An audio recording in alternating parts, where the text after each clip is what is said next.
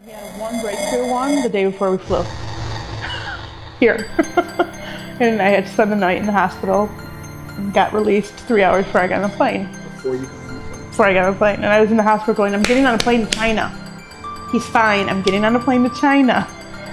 I'm not missing my flight. Like the doctors were cracking up. You know, it was very funny. But my name's Khalil, and I'm here to get my son Najib some stem cell transplants because we couldn't get them in the States, and that's why I'm here. Najib, it's Arabic. It translates a lot in English to Jimmy, or to Spanish, Santiago. And I believe it means noble. And I just liked it. I told Felipe before we had kids that they were gonna have Arabic names, so they do. Khalil, I'm Lebanese. My husband's Puerto. He's from Spain. He speaks more than I do because he studied Arabic and I studied Spanish.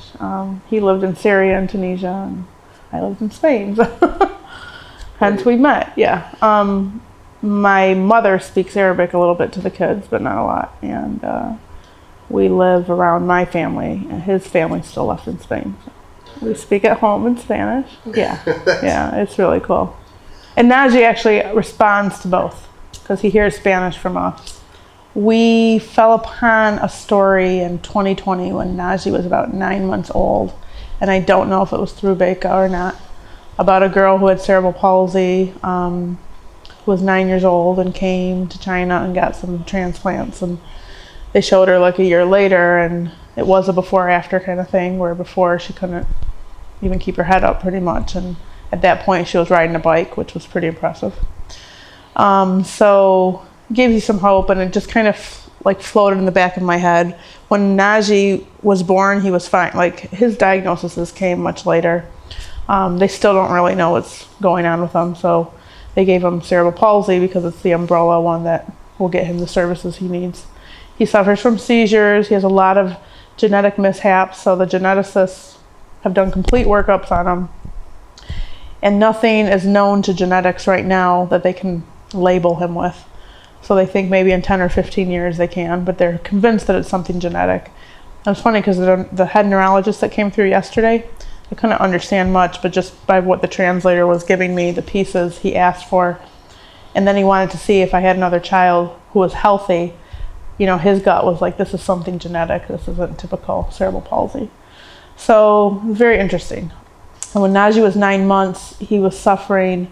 The seizures were just getting worse, and we spent a week in a hospital, and they finally got him under control. And so the CP diagnosis came probably when he was just turned 2, or right before he turned 2. And at that time, my husband was struggling a lot, is still struggling, because his brother has a lot of developmental problems.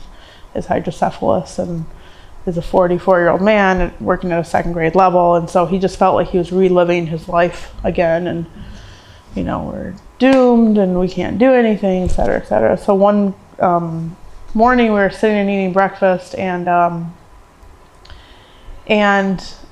was trying to cheer him up. I'm like, it's just not the same way, and can always consider that stem cell thing as a possibility. And he goes upstairs and he's getting dressed for work, and the Today Show was on.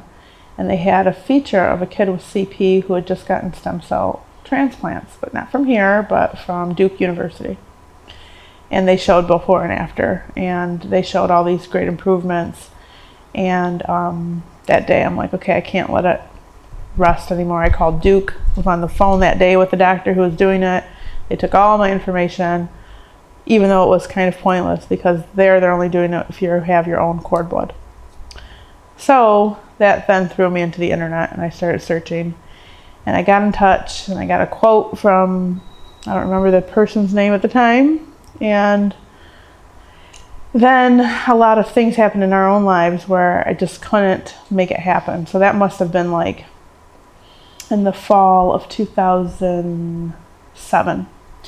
So my idea was like, we'll do it in summer of 2008, but we just couldn't make it happen. And I got a promotion. I became principal of a school, and so I had to be there during the summer for the transition. And I'm just like, this is not the right summer to go. And I kind of put it on my head again, and then Najib had been seizure-free for a long time, but in November of 2008, he suffered a 2.5-hour seizure. Yeah, and no one could stop it, and it was just horrible. And I said, okay, there's no turning back at this point. I'm just going, I'm going to book. So I reinitiated contact with Leica, and Matthew Unger emailed me back and gave me a quote, and that was in December, and right after Christmas I booked, and then I said, shit, I gotta start fundraising. I don't have a single dime. So we started fundraising. Our first fundraiser was March 1st, and we ended May 16th, and went far beyond what we had anticipated and needed. So that's how we got here. It was like a journey of, we knew it was in the back of our minds to eventually come, with the hopes of really just improvement of quality of life.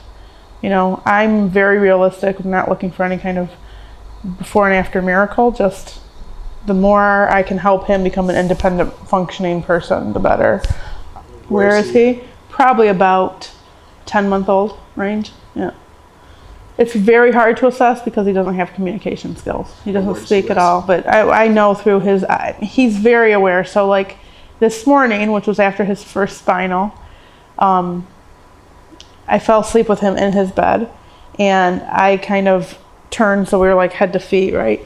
And I heard this big crash, and I just woke up startled. I'm like, oh my God, what fell? And Najib had inched himself, and I don't know how because I was asleep. I wish I could have seen it or videotaped it.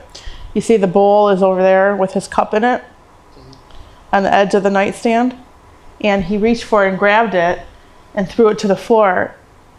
That's huge, because that's a recognition of what those things are for. I want them, and it was showing me, I'm hungry, woman. You know, you haven't had eating since before this spinal. Wake up and feed me, you know. We have him playing in here a lot. In his stroller, we will put him up to the table so he can play with things on the table, different toys that we have stored in there. I'll sometimes roll him out to the lobby, so we'll sit there and talk, but because he's not communicative with the other kids, it's not like he's interacting. And because he doesn't crawl, there's not like a place where I can just put him. He rolls a lot, so I can't put him on the floor and expect him to be contained playing, because he'll just keep rolling. He would roll down the hallway if I let him, you know. He rolls to where he wants to be, so it's hard for that kind of interaction. So a lot of it's bedtime with his sister, his 5-year-old sister, who is his best therapist and playmate in the world, because she treats him like no other person, and he loves it. He's never gone backwards. It's almost like his brain is rebooting. Oh, I learned how to do something new. Let me reboot, and that's because I have a blip in my brain. It's going to cease. That's how, like, I, in layman's terms, interpret it, because there's just, he's had every test under the sun. He's had 24-hour EEGs. There's just nothing. They can't find anything, you know. No seizure activity, because it's not a constant. He's on seizure meds, but honestly, our neurologist doesn't really think that that's doing much. The neurologist was intrigued. Well, I'll be interested to see what happens. That was her response. She's Indian, though. Most of my doctors are non-American, not Native American, so they're very open to it. The one doctor who gave me a little bit of resistance was Dr. Dabrowski. He's a physiatrist.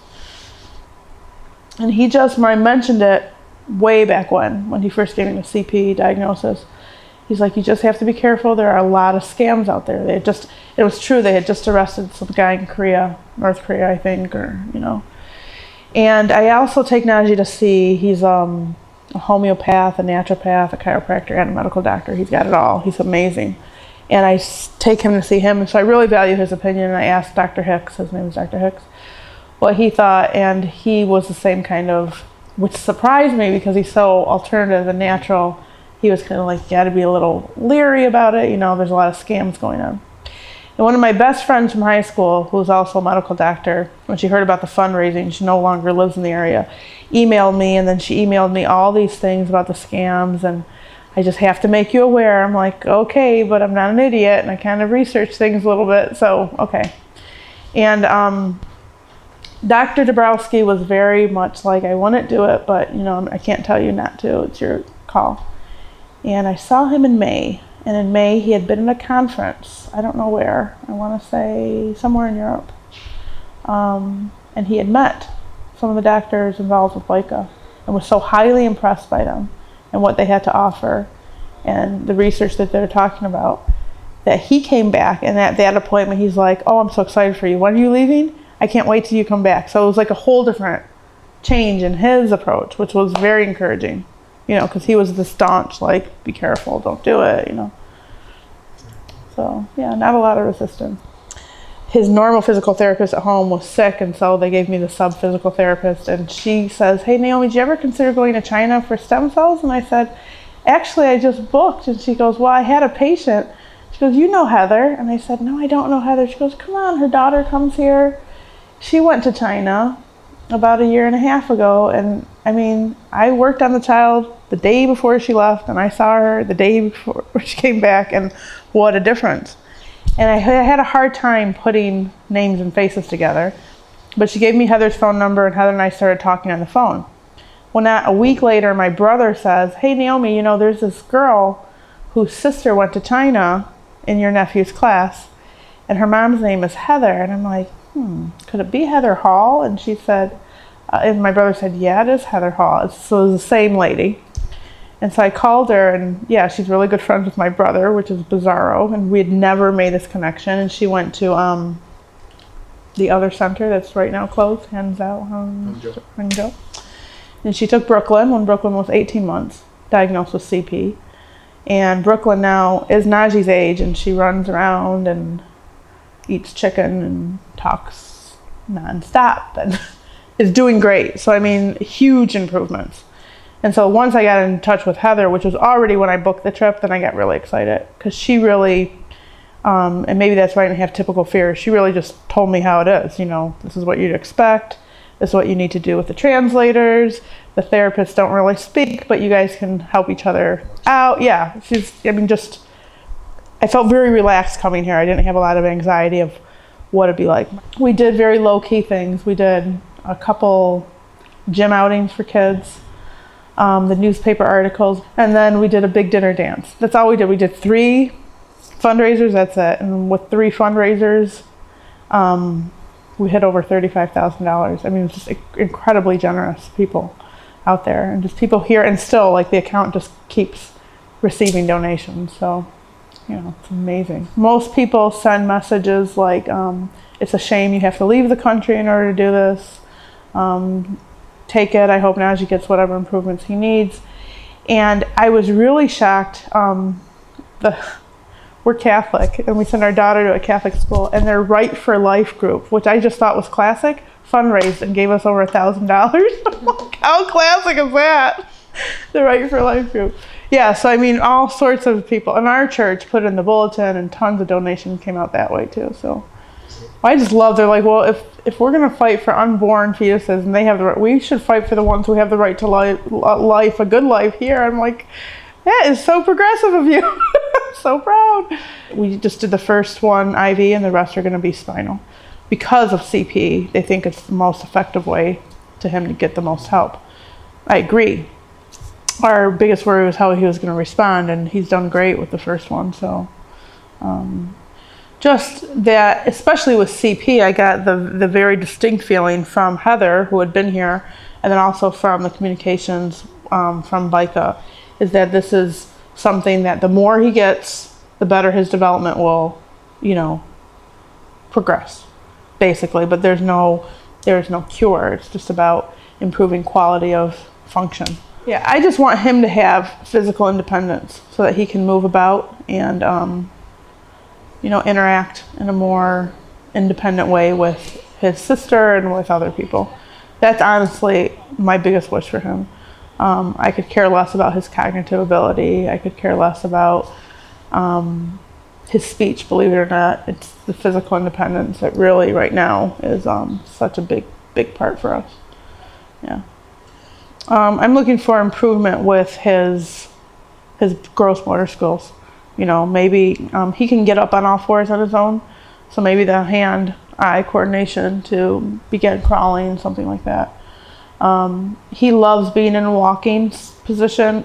He understands the concept of putting one foot, but I really want him to crawl before he walks. So we'll see how it progresses, but just more physical. I think